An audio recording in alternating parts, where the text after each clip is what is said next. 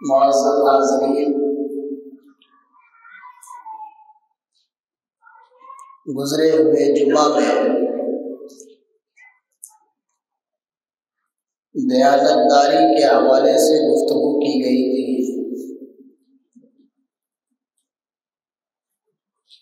اللہ کے حبیب صلی اللہ علیہ وسلم نے فرمایا تھا، لا ایمان لا لمن لا امانۃ له، کہ ایسے شخص کا ایمان ہی نہیں جو شخص دیانتداری کا مظاہرہ نہ کر سکے۔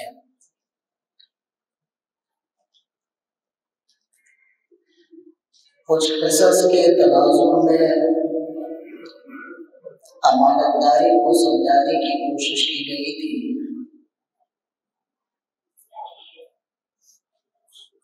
اسی گزشتہ جمعے کی گفتگو کو آج آگے بڑھانے کی سعادت حاصل کروں گا۔ درود پاک پڑھ لیں، اللہم صلی علی سیدنا مولانا محمد وعلی وسلم صلی اللہ علیہ وسلم۔ عزیز حاضرین، ہم نے بیان کیا تھا کہ مسئولیت یا ذمہ داری یہ امانت ہے۔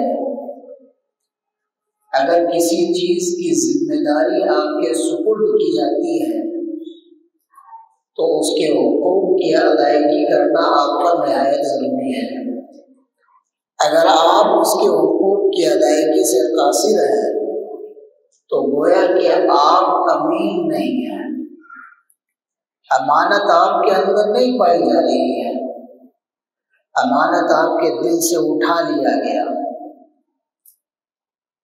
میں عرض کرتا چلوں کہ امانتوں کا خیال رسول پاک علیہ الصلوۃ والتسلیم نے کب کب کس کس مجال میں فرمایا۔ میں اول وقت میں ذمہ داری کے حوالے سے بات کرنا چاہتا ہوں۔ جب مسلمانوں کی حکومت پھیلنے لگی، مسلمانوں کا خطہ بڑھنے لگا، رسول اعظم علیہ الصلوۃ والتسلیم ہر جگہ نگہبانی کے لیے اور لوگوں کی پریشانیوں کو حل کرنے کے لیے کبھی امیر کی شکل میں انسان کو نافذ فرماتے، کبھی حاکم کی شکل میں لوگوں کو نصب فرماتے۔ اس طریقے سے ہر قبیلے میں، ہر گاؤں میں، ہر جگہ ایک ذمہ دار کو کھڑا کرتا ہے، اور جب ذمہ دار کو کھڑا کیا جاتا تو اس کے عوض میں بھی کچھ نہ کچھ عطا کیا جاتا۔ اب ظاہر سی بات ہے، جب مناصب بٹ رہے ہوں، ذمہ داریاں دی جا رہی ہوں اور وہ عوض کے ساتھ ہو، تو ہر کوئی چاہتا ہے کہ وہ ذمہ داری مجھے مل جائے، وہ ذمہ داری میں ادا کر دوں گا، چونکہ اس کے پاس وہ عوض موجود ہے، وہ عوض کو دیکھتا ہے اور وہ ذمہ داری اپنے سر کو لینا چاہتا ہے۔ چہ جائے کہ وہ اس ذمہ داری کو ادا کر پائے یا نہ کر پائے، ہر ایک کے دل میں یہ طمع آنے لگتی ہے۔ اگر کوئی کسی منصب پر عوض کی بنیاد پر ہوتا ہے تو اس کے دل میں یہ خواہش آ جاتی ہے کہ یہ منصب اگر مجھے مل جاتا تو میں اس منصب کو ادا کر جاتا ہوں۔ ایسے ہی ایک صحابی رسول ہے سیدنا ابو ذر غفاری رضی اللہ عنہ وارضہ، جب صحابہ کرام کو مختلف جگہوں کا حاکم بنایا جا رہا تھا، مختلف جگہوں میں والی قائم کیا جا رہا تھا، تو سیدنا ابو ذر غفاری نے کہا تھا، اے اللہ کے رسول صلی اللہ علیہ وسلم، مجھے بھی کسی جگہ کا حاکم بنا دیا جائے۔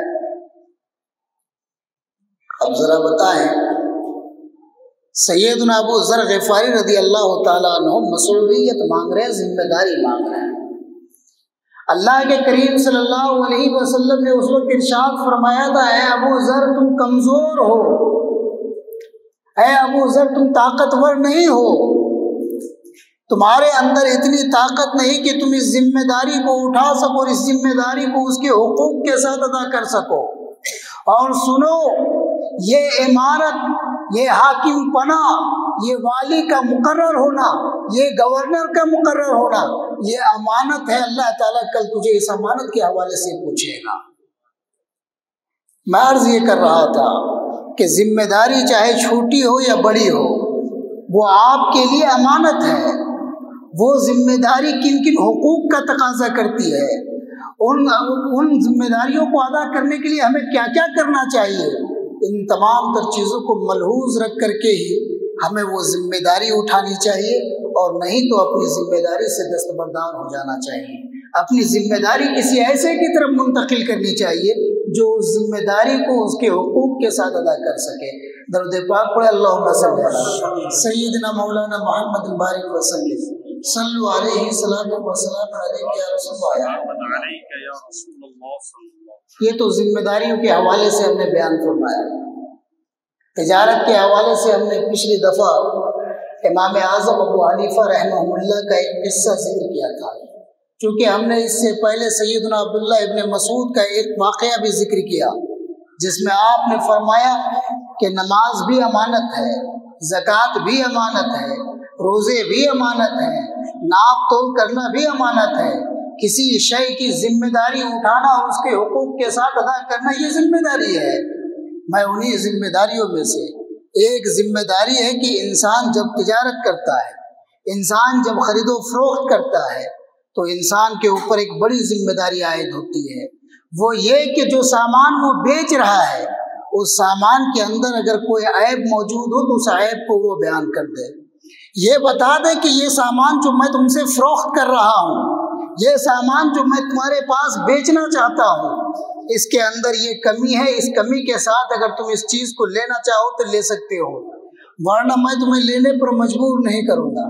یہ بزنس مین کا ایک طریقہ ہوتا ہے، یہ بزنس مین کے لیے امانت داری ہے، اسے ہمیں اور آپ کو اپنانی چاہیے۔ اگر ہم اس چیز کو اپنائیں گے تو دنیا اور آخرت میں کبھی بھی خائب و خاسر نہ ہوں گے۔ اگر ہم اس چیز کو اپنائیں گے تو ہم دنیا میں بھی کامیاب ہوں گے، آخرت میں بھی کامیاب ہوں گے۔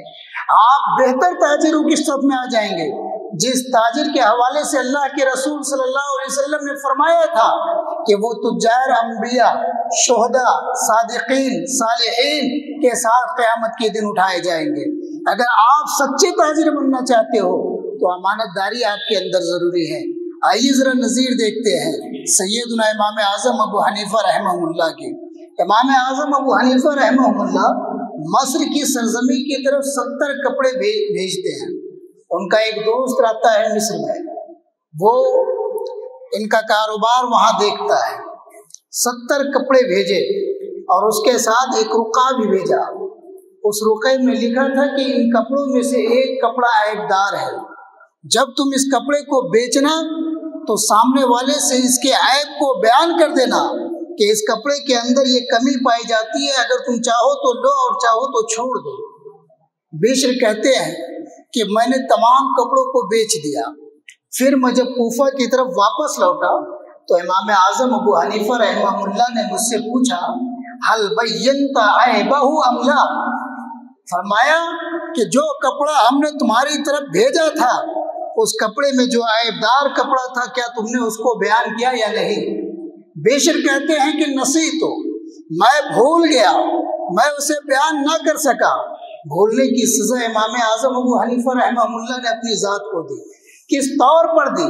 امام اعظم ابو حنیفہ نے کہا کہ میں نے بھیجا جبکہ وہ عیبدار تھا، مجھے بھیجنا نہیں چاہیے تھا، میں نے بھیج دیا، سامنے والے نے حقوق کی ادائیگی نہیں کی، اب وہ ساری ذمہ داری میری طرف لوٹتی ہے، وہ اس کی ذمہ داری میری طرف لوٹتی ہے۔ اس قرض سے، اس معاملے سے جو کچھ بھی ازالہ ہو، جو کچھ بھی کمی لاحق ہوئی وہ ہماری طرف لوٹتی ہے۔ امام اعظم ابو حنیفہ فرماتے ہیں بشر سے، اے بشر اس کپڑے کے ذریعے سے تم نے کتنا نفع اٹھایا، اس کپڑے کے ذریعے سے راس المال کتنا آیا، اس کپڑے کے ذریعے سے نفع کتنا آیا، پروفٹ کے ساتھ ساتھ تم الگ اس کا راس المال بھی لاؤ، اس کی پونجی بھی بتاؤ، دونوں ملا کر کے۔ بشر کہتے ہیں امام اعظم ابو حنیفہ سے کہ یا اے امام، اس کے اندر 1500 دراہیم ہیں، امام اعظم ابو حنیفہ فرماتے ہیں ان 1500 دراہیم کا صدقہ کر دیا جائے تاکہ اللہ رب العزت کل اس صدقے کے ذریعے سے ہمیں بخش دے۔ یہ امانت داری ہے۔ اس امانت داری کو ہمارے اور آپ کے اندر کہاں ہے؟ ایسی امانت داری ہم اور آپ اپنے اندر کہاں پاتے ہیں؟ اگر ہمارے اندر ایسی امانت داری نہیں ہے تو ہم دنیا اور آخرت دونوں جگہ پریشان ہوں گے۔ درود پاک پڑھے، اللہم صلی علی سیدنا مولانا محمد بارک وسلم صلو علیہ صلاۃ و سلام علیک یا رسول اللہ۔ معزز صاحبین، امانت کا اٹھایا جانا یہ قیامت کی نشانیوں میں سے ہے۔ یہ پچھلے جمعے میں ہم نے بیان کیا کہ اللہ کے حبیب صلی اللہ علیہ وسلم سے سائل نے پوچھا تھا قیامت کب ہوگی، تو آپ نے فرمایا تھا کہ جب امانتیں ضائع ہو جائیں تو تم قیامت کا انتظار کرنا۔ سیدنا حذیفہ بن یمان رضی اللہ تعالی عنہ سے مروی ہے، آپ فرماتے ہیں کہ اللہ کے رسول صلی اللہ علیہ وسلم کی بارگاہ میں میں حاضر ہوا تو اللہ کے حبیب صلی اللہ علیہ وسلم نے ہمیں 2 باتیں سکھائی۔ کتنی باتیں سکھائی؟ 2 باتیں سکھائی۔ آج ہم اپنے یہ پوری جماعت میں اگر ہم کو ڈھونڈنا پڑے کہ ان میں سے امین کون ہے تو مشکل ہے کہ نہیں؟ کون ہے جو ہمارا 10 روپیہ رکھ دے اور 2 گھنٹے کے بعد ہم کو واپس کر دے؟ ایسا مشکل ہے کہ نہیں؟ یقین کے ساتھ آپ نہیں کہہ سکتے کہ یہ فلاں شخص امین ہے، اس کے پاس جو کچھ بھی تم رکھو گے وہ تمہیں بے عینی ہی ایسے لوٹا دے گا، یہ آپ نہیں کہہ سکتے، چونکہ زمانہ پلٹا ہے، زمانہ پلٹ چکا ہے۔ اس زمانے میں ہمیں امین نہیں ملتا۔ وہی اگر ایک امین ہوتا ہے تو مشہور ہو جاتا ہے فلاں شخص بڑا امین ہے، فلاں شخص بڑا دیانتدار ہے، فلاں شخص اپنے کام میں بڑا امین ہے، ورنہ امین ملتے نہیں۔ سیدنا امام ابو حذیفہ بن یمان کہتے ہیں کہ اللہ کے رسول صلی اللہ علیہ وسلم نے ہمیں 2 باتیں سکھائی۔ ان 2 باتوں میں سے ایک بات میں دیکھ چکا، وہ ہمارے سامنے آ کر گزر گئی، میں نے اسے دیکھ لیا، محسوس کر لیا، صادق و مصدوق کے اس قول کو میں نے صادق پا لیا۔ دوسرا قول جو اللہ کے رسول صلی اللہ علیہ وسلم نے فرمایا، میں اس کا انتظار کر رہا ہوں، میں اس کا انتظار کر رہا ہوں۔ اس کا انتظار کیسے؟ یعنی یہ اس امت کا انتظار ہو رہا ہے جس کے اندر امانتیں نہیں پائی جائیں گی، اس امت کا انتظار ہو رہا ہے جس کے اندر امانتوں کی بو نہیں پائی جائے گی۔ آپ کی امانتوں کے حوالے سے جو حدیث میں مثال پیش کی گئی میں اسے پیش کرنا چاہوں گا۔ امام حذیفہ بن یمان کہتے ہیں اللہ کے رسول صلی اللہ علیہ وسلم نے بیان فرمایا کہ امانت کو انسان کے دل کے بیچوں بیچ وارد کیا گیا، امانت کو نازل کیا گیا دل کے بیچوں بیچ میں، اور بیچ میں جب کوئی شے ہوتی ہے تو وہ نکلتا ہے؟ نہیں نکلتا۔ اس کو نکلنے کے لیے بہرحال کئی لوگوں کو پھاندنا پڑے گا۔ اللہ تعالیٰ نے امانت کو انسان کے قلوب کے بیچوں بیچ رکھا۔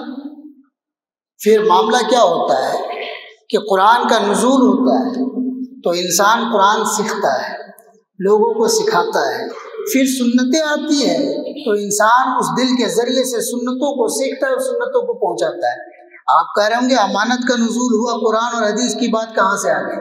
تو قرآن اور حدیث کی بات اس طور پر کہ جو کچھ بھی اللہ تعالیٰ نے آپ کے پاس علم رکھا، بحیثیت عالم آپ کی ذمہ داری یہ ہے کہ اس علم کو آپ عام کریں گے۔ جو اللہ رب العزت نے آپ کے دل میں کسی چیز کی تفہیم رکھی ہے، آپ پر ذمہ داری یہ ہے کہ ان مسائل کو آپ لوگوں کے سامنے پیش کریں گے، انہیں سمجھائیں گے۔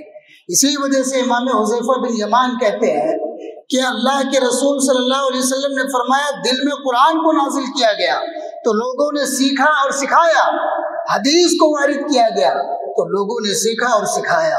پھر فرماتے ہیں اللہ کے رسول صلی اللہ علیہ وسلم، پھر انسان سو جاتا ہے تو اللہ رب العزت امانت کو اس کے دل سے اٹھا لیتا ہے۔ جب اٹھاتا ہے تو اس کے اندر صرف ایک اثر باقی رہ جاتا ہے۔ پھر انسان سوتا ہے، سونے سے مراد غفلت ہے، سونے سے مراد غفلت ہے۔ انسان غافل ہوتا ہے تو امانت نکل جاتی ہے اور امانت کا صرف اثر باقی رہ جاتا ہے۔ پھر انسان سوتا ہے، پھر غفلت میں پڑ جاتا ہے تو پھر اسے اٹھا لیا جاتا ہے، یہاں تک کہ ہلکے پھلکے نشانات باقی رہ جاتے ہیں۔ پھر انسان سوتا ہے، پھر وہ امانت اٹھا لی جاتی ہے تو یہاں تک کہ وہ آگ کے انگارے سے جلا ہوئے شخص کے زخم کی طرح ہو جاتا ہے، جس کو ہم اور آپ اپنی زبان میں پھوکا کہتے ہیں۔ جب کوئی گرم شے کو آپ پکڑتے ہو تو آپ کا ہاتھ پھول جاتا ہے کہ نہیں پھول جاتا ہے؟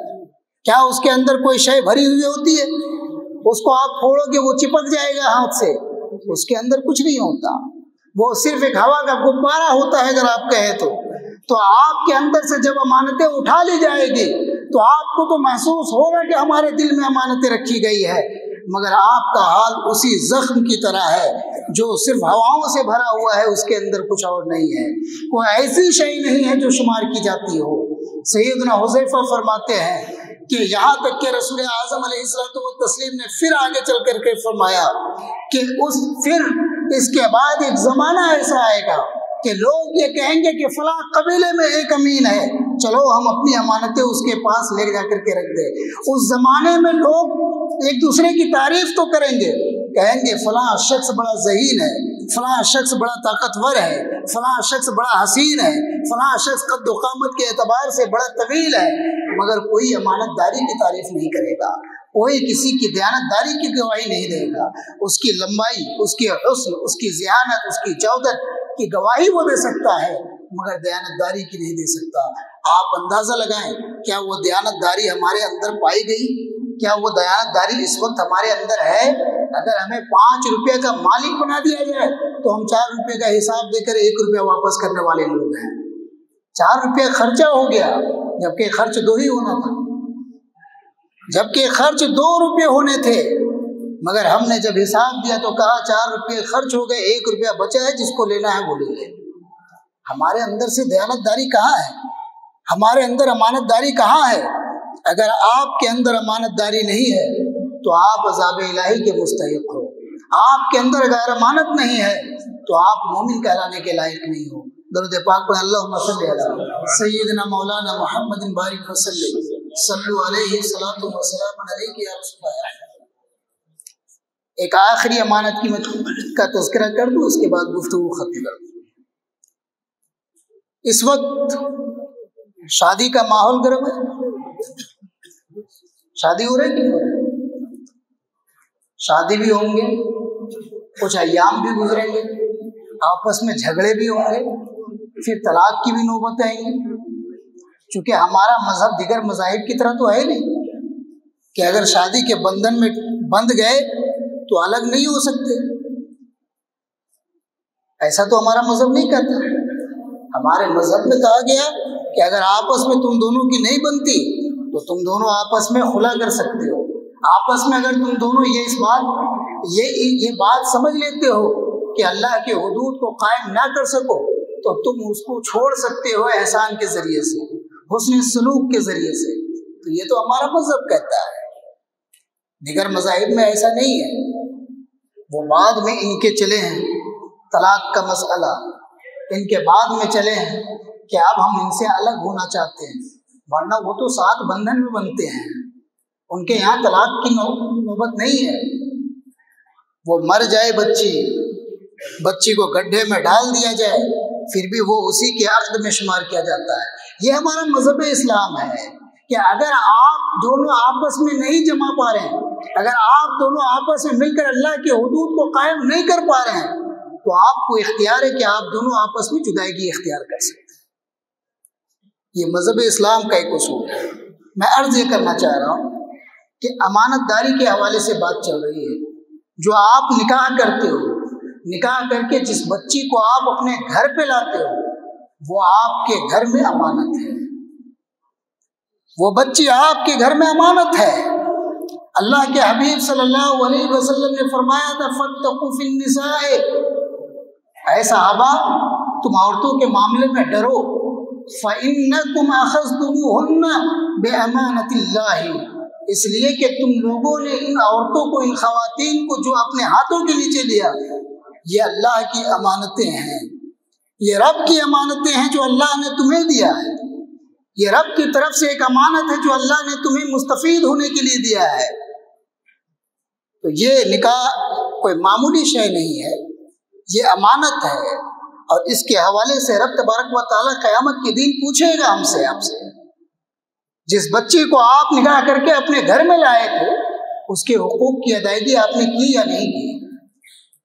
ہمارا اور آپ کا معاملہ یہ ہوتا ہے، کچھ ایام گزرے، کچھ عرصے گزرے، ہمارے تال میل نہیں پڑے، ہم نے تماچا رسید کر دیا، ہم نے مار پیٹ شروع کر دی۔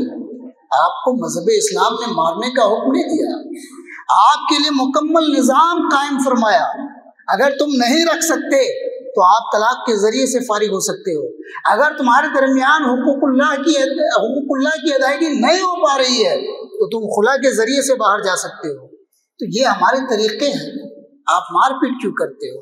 پھر فرمایا کہ اگر تم دونوں میں سے آپس میں نہ بنتی ہو تو ضروری یہ ہے کہ تم میں سے ایک اور اس میں کا ایک دونوں مل کر کے آپس میں باتیں کرے، اور تمہاری طرف سے وہ وکالت کرے، ان کی طرف سے وہ وکالت کرے، اور اگر وہ وکالت سمجھ میں آ جائے تو اپنی زندگی کو کنٹینیو کرے، ورنہ پھنس کر جائے۔ یہ ہمارا مذہب اسلام ہے۔ اب معاملہ یہ ہے کہ جو عظیم امانت اللہ نے ہمیں عطا فرمائی، اس امانت کے حصول میں ہم کیا کر رہے ہیں؟